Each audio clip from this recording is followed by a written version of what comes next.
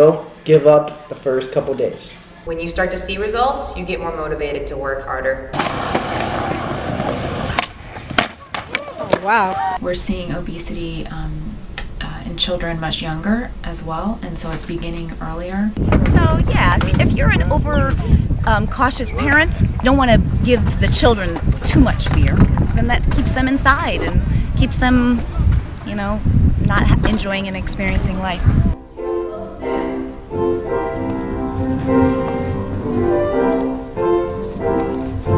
The more knowledge you have about your body, the more knowledge you have about preventing injury just by default.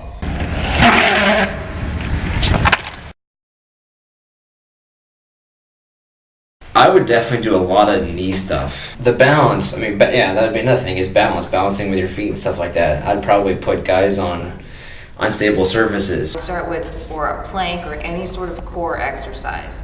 And what's a plank? A plank would be if you were down like this. When you're at an ollie, you put your front foot in the middle of the board and your back right on the tail. And you're gonna bend down, and when you bend down, you're gonna pop and slide this foot up. And as you're sliding this foot up, you're picking this one up. So when it all comes together, just float.